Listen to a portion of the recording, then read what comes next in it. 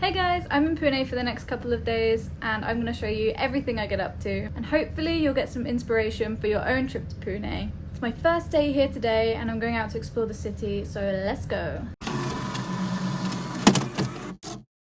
Our first stop of the day is here at Shaniwarwada. We just got a tuk-tuk over here. We do have a bike, but sometimes it's nice to get a tuk-tuk, especially in the cities because the traffic can be so busy. We're just about to head in there now. So you have to book your tickets online and it's 250 rupees for tourists. This fort was the center of Indian politics in the 18th century and was the seat of the Peshwas of the Maratha Empire until 1818 when the British East India Company took over. Most of the fort was destroyed by a fire in 1828, but the remains are now here as a tourist destination. You can take a look around the fort. We managed to walk upstairs, explore the top part of the fort, and there's a garden so you can walk around. It's pretty nice and peaceful around here actually, even though you can probably hear the beeps from the road outside. You can walk along like the walls around the garden. It's also quite nice to do. You can kind of see all of the walls and the paths where the fort used to be, but where it all burned down when they had that fire. Now we're just making our way back down to the bottom. These steps are quite steep actually, and a little bit wet.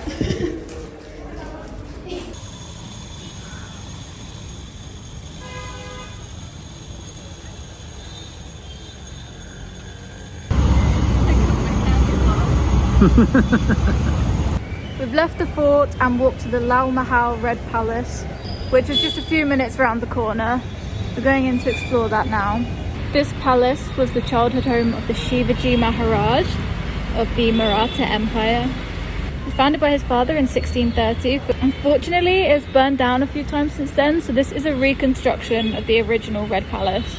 So it's pretty small. Inside here is just one room.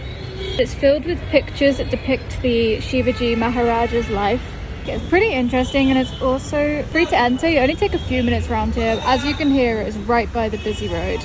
I'm about to leave now and just head to the Dagdusha temple. Again, it's just a little walk down the road. This is Charlotte from the future telling you we did not go inside that temple. We got there and it was so crazy busy because it was a weekend. I just couldn't bear to be in a sea of people for that long. So unfortunately, we didn't go see it and we headed to the markets instead. I'm just taking a walk through the markets now. It's crazy here, it's so busy.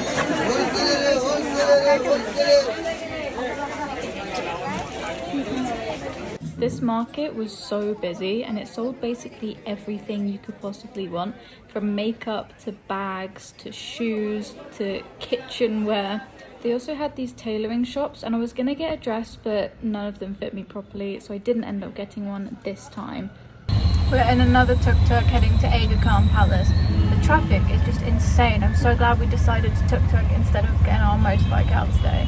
We made it finally to the Agakhan Palace. That took about 20 minutes in the tuk-tuk, which isn't actually too bad because the traffic was awful. I would have thought it would have taken longer. We've just bought our tickets, so you can scan to pay online or you can pay the guy in cash and he'll book it online for you. So we've just done that. It's 250 rupees again per person, which isn't too bad. It's again a bit more expensive than we're used to paying, but I think because of the historical importance of these sites, it is going to cost a bit more. I definitely think it's worth the price to come here though. So this palace is a national monument of India's history. In 1942, Gandhi, his wife, his secretary and a poet, I'm going to put their names down because I can't pronounce them, were imprisoned here following the Quit India movement. Unfortunately, his wife and secretary died while being held captive here, and now this place serves as a memorial to Gandhi and his life. What's especially sad about the history though is that this place was originally built to help the villagers who were suffering from famine. It gave them a place of employment with good wages to help them, so to turn something that was built for a good purpose into something to hold people captive is quite sad. There's quite a bit to see inside actually. There's about 6 galleries and you walk through and there's pictures and text that talk about Gandhi's role in India's freedom movement, the Quit India movement. This gives so much information on the role that Gandhi played in the freedom of India, everything that happened during his imprisonment. There's also a room filled with some of his things, a little memorial to Kasturba, his wife who passed away while in imprisonment here. This is really, really interesting actually. It gave you so much information, a lot of stuff that I didn't actually know before. So I'm really glad that we came here. Definitely worth a visit if you're in the area. Even just the gardens outside are lovely to walk around, but this has been the best place that we visited today.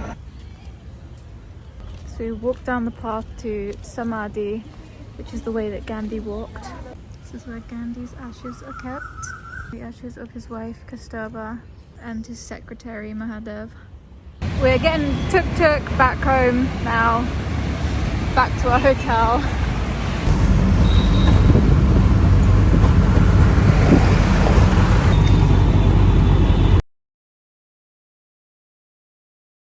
So unfortunately we just had our first bad experience in India. I'm going to share the story with you now. So me and Josh were leaving the Agakhan Palace. We looked on Uber for a tuk-tuk. It was about 80 rupees back to our hotel, but there was a guy that was just waiting outside the palace in a tuk-tuk, and he said he could take us there for 100, so we thought we'd just go with him. So we got in his tuk-tuk and everything was fine. He originally took us to the wrong place, but it was just down the road from where we actually needed to go. So we just said to him, look, this isn't the right place. It's just down the road over there. Directed him over. It's about a 3-minute journey from where he took us to our actual hotel.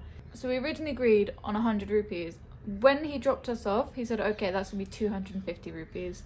And we were like, no, we agreed on 100 rupees. He was saying 250. I said, no, we agreed on 100 rupees. So he was going, okay, 200. I said, no, you told me the wrong place. That was 100. Now you have to pay 150. And at this point I thought, no, this is definitely just a scam. So I refused to give him more than 100. I had a 100 rupee note and I was saying, take this, we agreed 100, and he wouldn't take it. So I went to put the money on the side in his tuk-tuk because I was like, I'm just gonna give him the money and we're gonna walk away. Like, I went to put the money in his tuk-tuk and he grabbed my arm and he was going, no, and he was shouting at me. So then he took the money and shoved it back into my hand, and I was like, right, if you don't take 100, then you're getting nothing. So you either take 100 or you take 0 rupees. And at this point he was getting really aggressive and he was really angry and he was shouting at us. So I said, fine, you don't want 100, have nothing. And we started to walk away. And he was following us, shouting at us, and I went, okay, just take the 100 rupees then. Made him take it. I have never seen a look like that in someone's eyes. He was looking at me like he hated me, like he really wanted to hurt me. Luckily, where we were being dropped off was on a main road and there was loads of people about. It was the middle of the day, so I don't know if he would have done anything, but it would have been very stupid for him to do something. But he was still following us and shouting at us. And then Josh turned around and went, enough, jao, which means in Hindi it's like, go away. And that made him very angry. And he came up to us and lifted his hand to threaten to hit Josh. Luckily, like I said, there was loads of people about, so I don't think he could have done anything. I'm kind of glad that I don't know Hindi or Marathi, because I don't think I want to know what he was shouting at us. We had to cross the road to walk to our hotel. He was shouting at us and tried to run us over with his tuk-tuk. He was crazy. It was actually very scary. I'm a bit more okay with it now, it's the next morning, but last night we were both actually quite shaken up. That's the first bad experience that we've actually had with someone in India. We've been here for over 2 months now, and we were here last year for a few months as well. We've never had an experience like that. Everybody that we've met in the streets of India has been so lovely, so polite, friendly. It's such a shame that that happened. Really hope we don't come across anyone like that again. I'm sure we won't, because everyone else in India seems to be so lovely and accommodating, especially towards guests. Other than what happened in the evening, obviously, it was a very good day. I thought it was really beautiful to walk around. My personal favourite, the Agakhan Palace, was amazing. So much information in there. So it's the next day, it's our second day in Pune. We're heading a little bit outside, about an hour outside of Pune today, to go to the Sinhagad fort. Let's get started on today. First we went for breakfast at this Irani cafe. I had the veg samosa, which was okay, but it had like a weird taste to it. And I also had the bun maska, which again, I didn't particularly enjoy, but I think that might have just been a me thing rather than the food being a problem. And then we drove to the fort, which took about an hour and a half, maybe 2 hours to get there through all the traffic in Pune. So we're at the fort now and it's been raining so hard. Unfortunately got caught in the rain on the drive over here. It's kind of stopped a bit now though. Hopefully it doesn't carry on raining too hard. Once you've parked, it is quite a walk still to get up to the fort. It's a bit windy as well, so I don't know if you can hear me properly, but it's quite a few steps you have to walk up.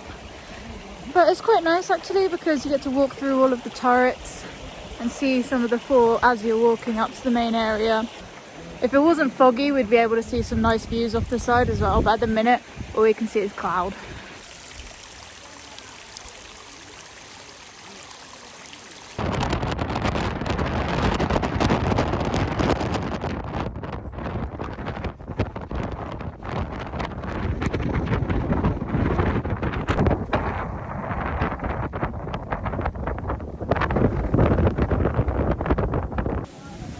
Can't feel my fingers or my toes or any other part of my body.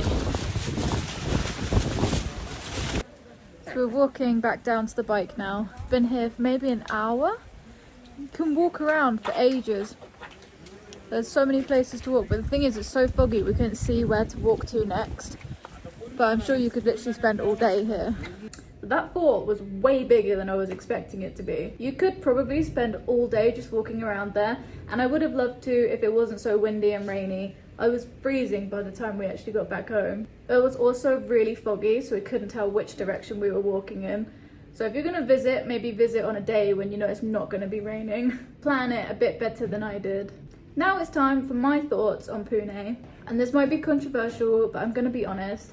I love the things we did in Pune, but I didn't really love the actual city. It is extremely busy and it takes ages to drive anywhere because there's so much traffic, which means it's also very noisy because there's loads of people around, the cars are honking all the time. I'm glad we visited the Agakhan Palace and the Sinhagad fort. However, for me, I think we should have gone as a day trip from somewhere outside of Pune rather than staying inside the city. However, some people love busy cities, so if that's you, then you'd be absolutely fine going to Pune. I guess it's just personal preference really. And unfortunately, we did have that horrible experience with the tuk-tuk driver, but I'm not holding it against Pune, I'm not holding it against other tuk-tuk drivers. I know it was just a one-off, and hopefully I won't meet anyone like that again. That is the end of this video. I'm going to be continuing my journey in Maharashtra, so stay tuned for more videos and I'll see you in the next one.